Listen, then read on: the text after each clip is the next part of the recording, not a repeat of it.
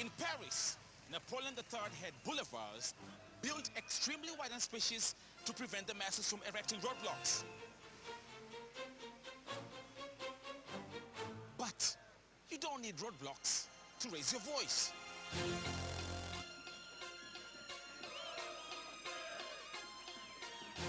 In this episode of Surprising Europe, you will meet Africans in Paris who raise their voices about the grim status of undocumented migrants.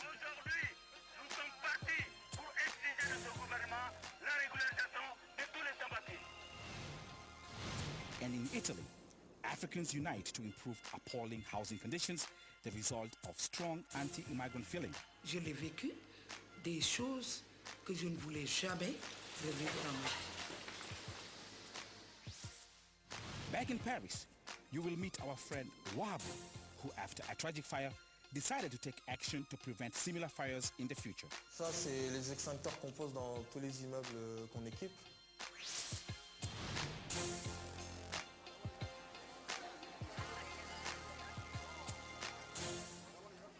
But first, we go to London.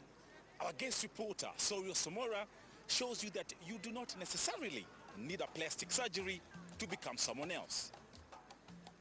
As a stranger in a strange land, you stand out for all to see. But as an illegal immigrant, you have to do the opposite. You have to vanish. Afraid of being caught by authorities, many illegal workers will simply take cash-in-hand jobs. But by doing so, they become target for exploitation. The question is, what can they do? The answer? Try becoming someone else.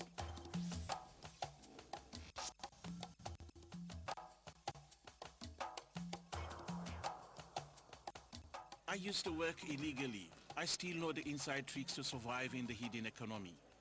The widespread trick is to borrow the documents of a friend to get a job. Illegal immigrants call this cloning. To show you how cloning is done, we will perform our own experiment. We will take one undercover reporter and change him into someone else. And that undercover reporter is me. This is Mohammed, the person whom I will become. Mohammed is legally allowed to live and work in this country, but he is not the ideal candidate. The person you want to become is supposed to look like you. I'll let you be the judge of that. I'll now try to get a job in a care home. Did you bring anything with you, like a passport? Yes. I've got indefinite leave to remain, so, right, okay. So that allows me to work. Yes, okay, that's lovely. We'll take a photocopy of that. Whilst the passport is copied, the difference between Mohammed's picture and me is hardly noticed. And this is the key to how cloning can bypass really important security measures. This care home will perform all the necessary checks, but in reality, they are not checking up on me. They are checking up on Mohammed, his documents, and all of these are real. I'm the fake. The chance to spot me as a fake came when I showed them a picture which wasn't mine, but which they didn't look at carefully enough. To speed up the background check, I'm told to bring my driving license. 2 days later, I returned with Mohammed's license. Like you've lost weight since that, or you've... Oh no, I put You've put weight on, okay. He was a little bit young. Okay. So at last, the manager notices the difference between the photograph and myself. But that doesn't prevent her from offering me a job. But once it's been gone for a week, we can phone up and do a COVID check, so you can come and start your induction and things like that. 2 weeks after the first interview, I returned to the care home for my first day at work as Mohammed, care assistant. Good morning. Caring for the elderly and disabled is the type of demanding, low-paying job that not many want to do. For years, illegal immigrants have contributed substantially to filling the gap, but this is becoming more and more difficult. All right, let's go, guys. I'm tagging along on a raid by British Immigration Services, and just in this butcher shop alone, the officers have found enough work for the rest of the day. When I was working here as an illegal immigrant, cloning was a risk worth taking because one could find an employer.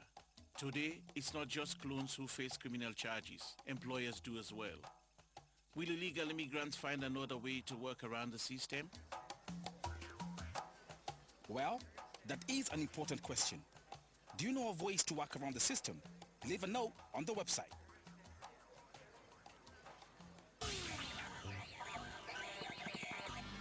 Hardly any migrants in Europe end up in luxurious bungalows, spacious mansions, or expensive penthouses.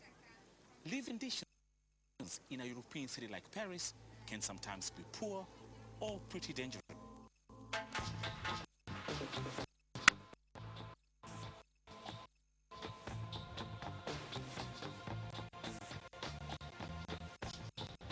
Wahabou came to Paris from Senegal as a teenager.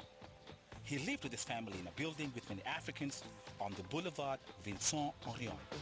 Then one day, he got the shock of his life.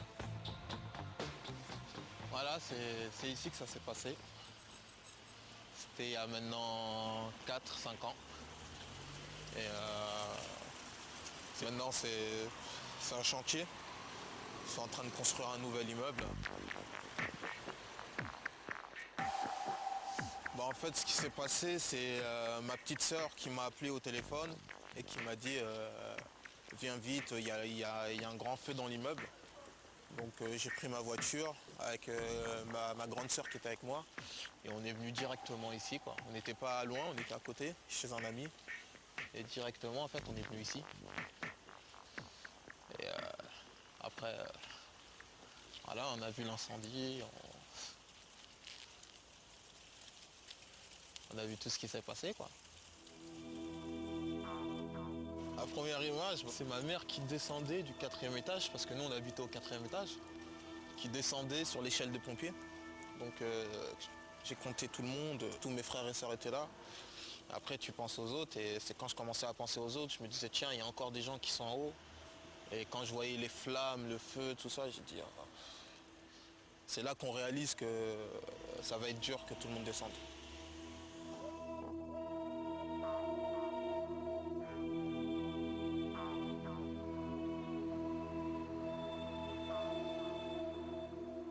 Il y avait une vingtaine de morts, il y a eu beaucoup d'enfants surtout.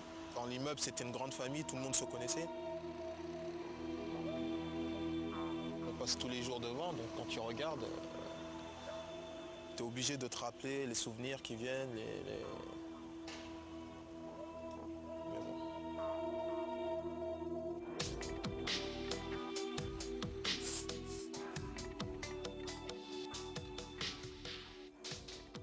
Après le feu, ce que j'ai fait, c'est de mettre en place une association.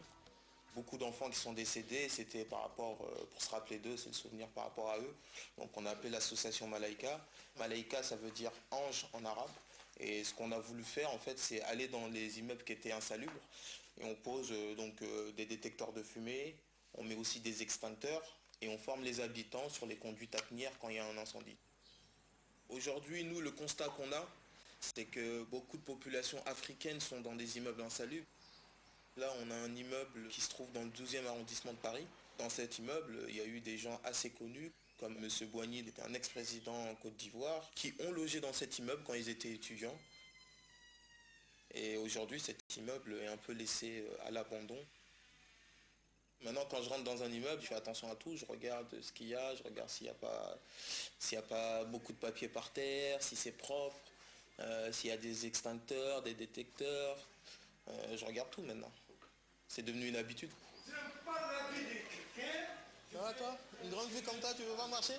Après, avec les populations africaines, bon, moi je suis africain, dans Malaïka il y a beaucoup d'Africains, donc c'est plus facile de discuter avec les gens. Moi, le fait qu'il y ait eu un incident dans mon immeuble, ça me crédibilise. 9 mètres carrés, enfin même pas 9 mètres carrés quoi.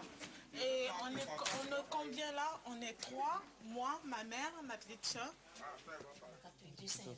200 euros, c'est trop. Donc c'est vraiment pas agréable quoi. Pour des gens qui travaillent et avec ça, il y a des gens qui cherchent toujours à augmenter en fait le loyer. Ils font rien de spécial parce que les douches et les toilettes ne sont pas entretenues. Ça fait 2 ans, on n'a pas l'eau chaude. Aujourd'hui, les immeubles insalubres, c'est 90% des immigrés. Il n'y a pas le choix.